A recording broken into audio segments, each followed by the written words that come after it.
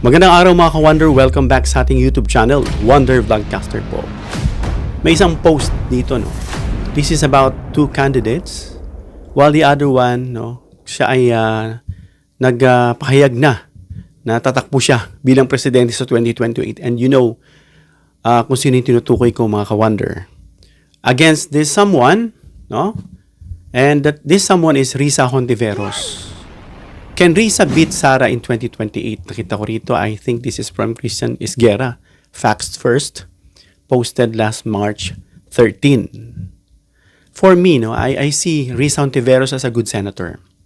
But to be the next president, I don't think she is, she can keep up with Sara. I don't think she can.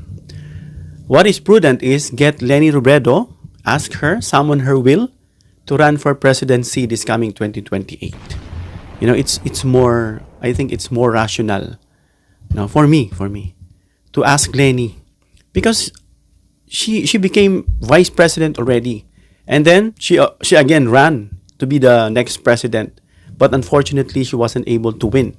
PBBM got the position, and it's her time to shine, no, because I know. PBBM, the loyalists, the Blue, Pacquiao supporters, and others, you know, would support her. I mean, Leni Robredo.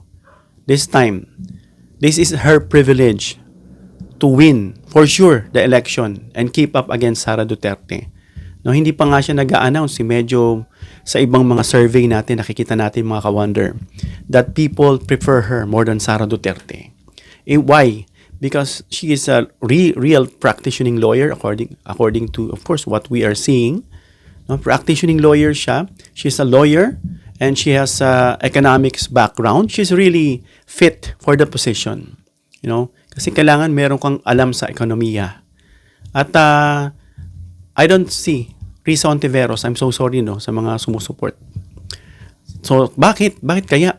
Alam natin mga ka-Wonder, current political reality, Sara Duterte is the early front runner.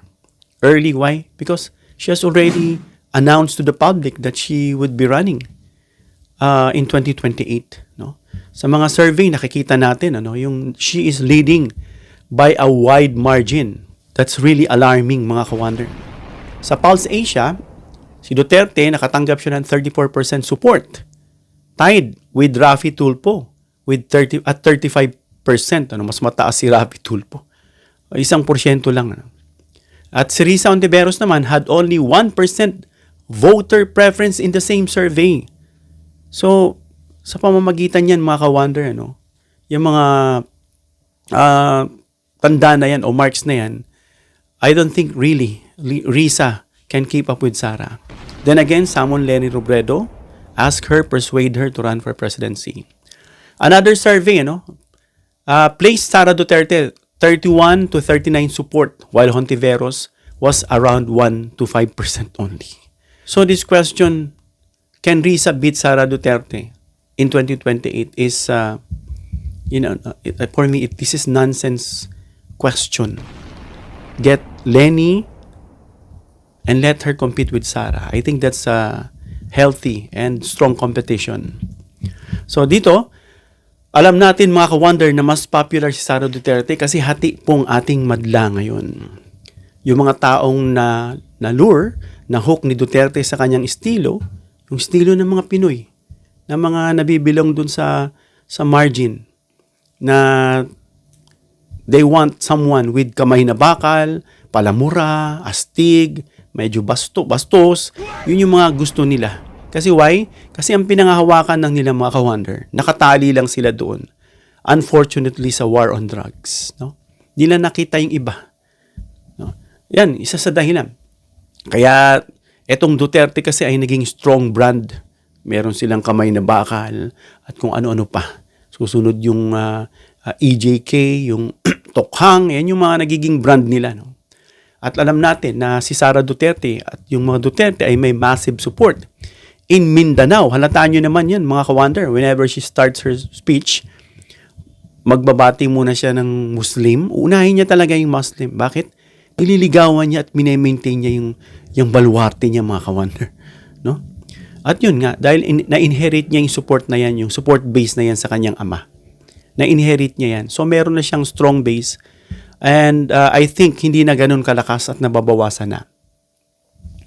Pangalawa, yung structural advantage ng mga Duterte camp. No? Sara Duterte's advantage is not just surveys. Based on surveys that I conducted and other surveys that I watched, you can see na malakas pa rin si Sara. No? Huwag natin sabihin, mahina yung wala na yan. Oo, depende siguro sa sinurvey. Kasi based dun sa sinurvey ko, pagdating sa mga kabataan, lagpak si Sara Duterte. So, let us persuade these young ones, no, yung mga young adults na yan, early young adults, na sila yung pag-asa, no, kung may ilulukluk tayo. So, yung Mindanao, alam natin na dinodominate niya ni Sara Duterte, na, that could deliver millions of votes for her. No? At yung competitive nga na lugar, gagaya ng Visayas at part ng Luzon, meron din mga botante dyan kay Sara Duterte. So, this is really alarming. And the yellow, pink, or Marcos representative should do something about this. Otherwise, huli na ang lahat. Sa huli ang pagsisisi. Kaya yung sinasabi na, it's too early. No, that is a strategic move na ginagawa nila Duterte. And look, nakaka-pronta sila, nakaka-advance sila. No? Dahil meron silang political machinery, no? Yung mga networks niya ni Duterte, yung mga local political dynasties, religious group, iglesia, kibuloy, ano pa? Yung mga grassroots organizations na itinayo. Tingnan nyo sa FB, ang daming mga bilang dyan, 272, 100 something plus, titignan nyo yan. Those are Duterte Facebook fans, no? Maging aware tayo, wag tayo yung puro, wala na yan si Sara, yung mga ganong-ganong mga banat, puro lang salita, hindi naman kayo nag-o-observe, hindi naman kayo nag-i-investigate, hindi naman kayo nagre-research. No? So yung DDS social media, isa ba yan? Meron na silang sariling ecosystem na dumadaloy na sila doon, no? Sa sistema ng Duterte. No? Kahit nasabihin natin yung de-Dutertification, dapat i-implement na natin yan agad para matanggal sa isip nila. Yun, magtulong-tulong para kung ayaw nyo makaupo talaga si Sara Duterte. Number 3, yung strength of Risa Hontiveros. But the question is, does she have enough strength? No? Yung kanyang number, mga ka-wonder, no? Alam natin, bigyan natin siya ng chance to keep up, no? Despite low early numbers, Hontiveros still has potential advantages. Of course, compare the opposite. Yung contrast nila, doon mo pagbasihan yung advantage ni Risa. Meron siyang clear governance image. Mas malinaw, nakita natin, masipag si Hontiveros. May mga pinapasa siya. Lately, may pinasa siya, no? Yung sa autism ba yan? Nakita natin masipag siya, and that's her advantages. While Sara is not doing anything, she's just talking, commanding, and then traveling. No? Investigations in corruption, si Risa, yan yung mga ginagawa niya. No, talagang nung impeachment trial ni Sara, talagang pinagsasabihan niya yung ugali ni Sara Duterte. The way she behaved during the questioning. She's acting like she's above the law. No, kung ganyan, makikita nyo na kung ano magiging future natin. Ano pa? Advocacy for human rights na siyang violate nga dito sa EJK. Sabi nga natin look at the opposite, yung counter niya dun sa kay Sara. That is surely her advantage. Ano pa? Anti-trafficking and anti-disinformation efforts. Yan. Opposite din, lalo na yung mga disinformation.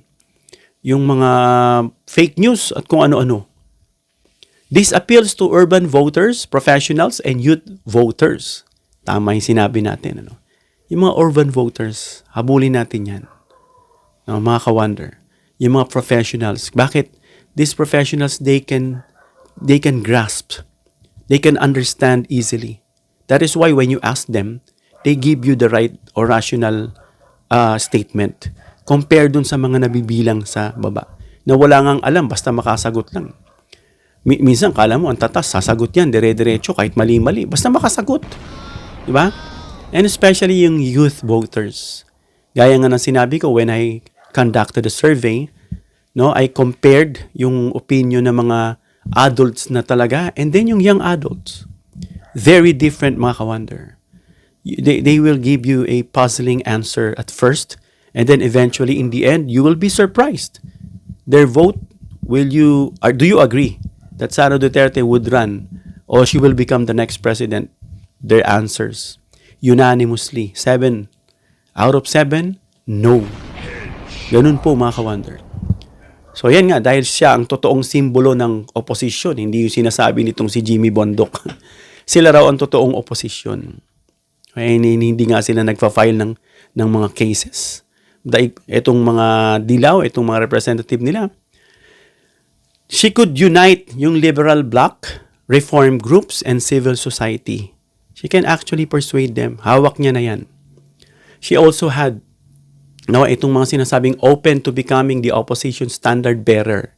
She belongs to Akbayan, but she is open to becoming the opposition's standard bearer. Again, opposition.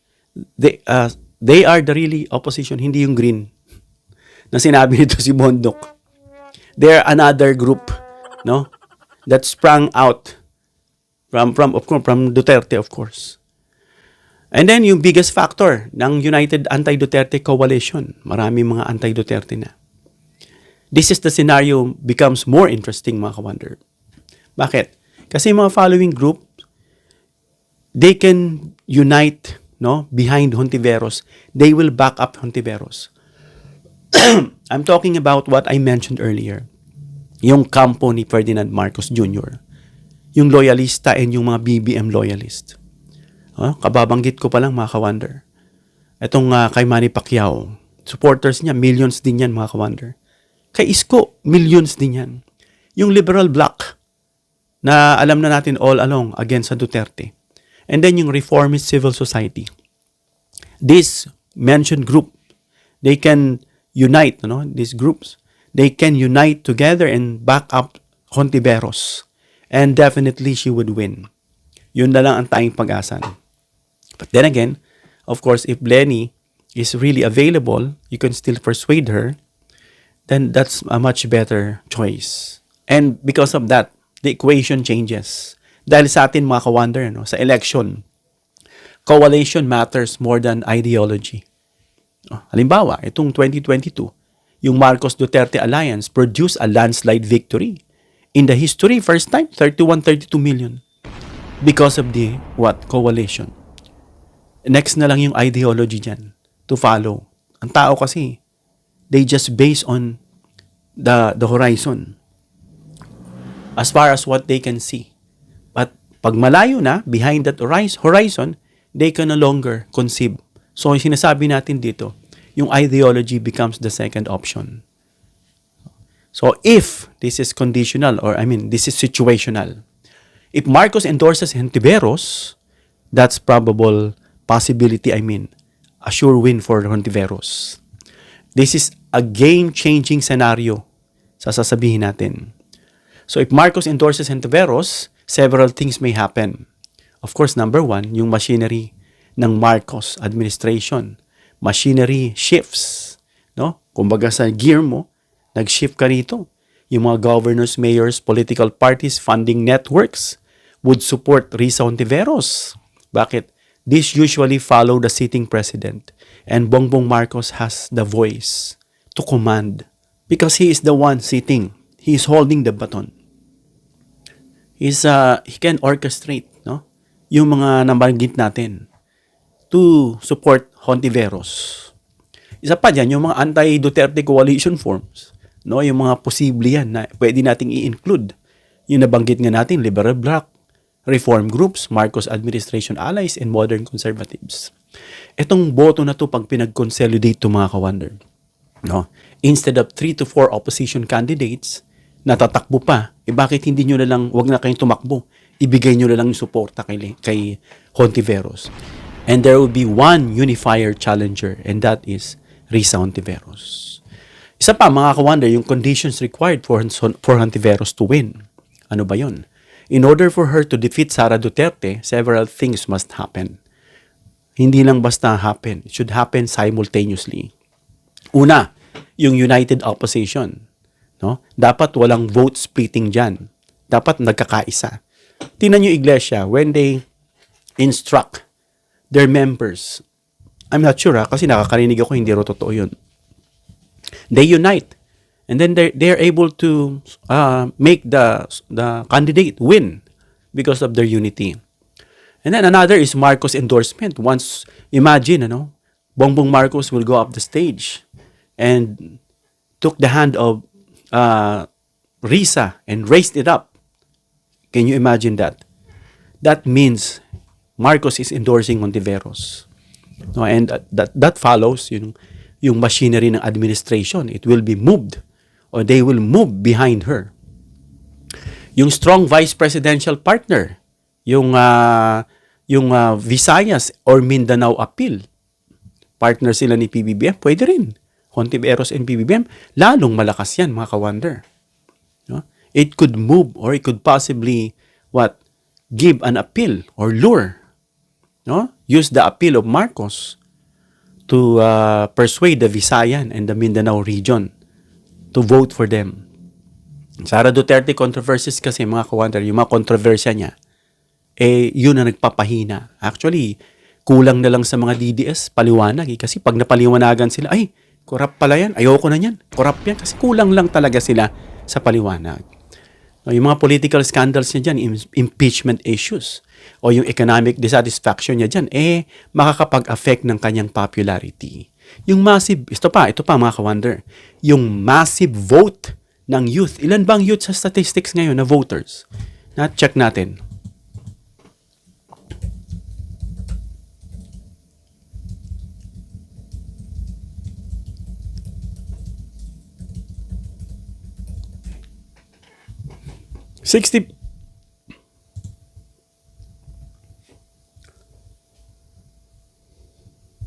Okay, upon checking, mga ka-wonder, the millennials, we have 23 million. Yung millennials na yan, mga ka-wonder, hati yan. Probably hati yan. But, etong Gen Z, sabi ko nga if we will be able to unite these Gen Zs, which are considered with witty brains, smarter than the other generation, this is 18.3 million, mga ka-wonder. And this will really close the deal and will put Hontiveros in the position as the next president. Kasi yung Gen X na yan, 15.5, and then yung baby boomers, 11.5, yun yung, so malaki ang tsansa. If this 18.5 Gen Z will be enlightened, will be oriented, and I don't think we need a rigid orientation on them. All we need is just to back them up, yung support, continuous lang na pag-remind sa kanila, pag-educate sa kanila. So yung mga ka-wonder, nakita natin na malaking tulong itong youth electorate. At ito pang nakita natin na obstacle, mga ka-wonder, kay Hontiveros. Kita natin, para siyang si Lenny, soft-spoken, malamya, yan yung nakikitang perception gap kasi most Filipinos, lalo na maraming nabibilong sa mga grupo, they are after strongman personality like Duterte, palamura, bastos, kung ano-ano. Tamo kahit anong gawin niyang mali, kahit niloko niya na at nagsinungaling na siya, natutuwa pa rin yung tao sa kanya. Gusto nila ganun. Populist messaging, yun nga, inaabot sila yung mga mahihirap na salaylayan na they feel neglected, they feel like they are not important or relevant. Yun, style na yun. Kahit na pinagloloko lang sila, wala, sige pa rin. Yung celebrity or dynasty candidates, gusto nila yan. Yung mga nilalagay dyan, Robin Padilla, sino pa, yung mga dynasty na pwede nilang ilagay dyan, na parang pangdagdag. And of course, yung realistic probability sa panahon natin ngayon, na kung election ang gagawin ngayon, mga ka-wonder, real talk, mga ka-wonder, Sara would be the strong candidate, the strong favorite. Hontiveros, she would unlikely to win. So that's really unfortunate. So we have to build now. Kaya yung sinasabing, it's too early. Kalokohan yan. Kalokohan po yan. Look what Sara has done, her group. They are building. They are regrouping. Kasi nagkaunti, nagkalat eh. They are regrouping. No? So, kailangan maging competitive. 3 things will happen. The race becomes competitive. Marcos versus Duterte, political war intensifies. Diba? Lalong lalala yan because Marcos is backing up, especially if Marcos becomes the vice president. Opposition unites behind one candidate. Yung opposition na totoo ha, I'm talking about hindi yung Duterte because they said that they are the opposition, which is actually not. And then Duterte camp becomes divided. So that would be the great win, no? Theoretically, for Hontiveros. No? But this is under a very specific political alignment. What I mentioned earlier should happen. And if that happens, that's a sure win for Hontiveros. Hanggang dito lang tayo mga ka-wonder. Comment down below your opinion. Give me a thumbs up if you like this video para ma-introduce ni YouTube sa iba pang viewers. Please share this video para malaman nila yung ating pong pinag-usapan. If Risa Hontiveros would win against Sara Duterte, please subscribe, hit the notification bell icon, and choose all bilang suporta sa aming mga content creators. Hanggang sa muli mga ka-wonder. God bless.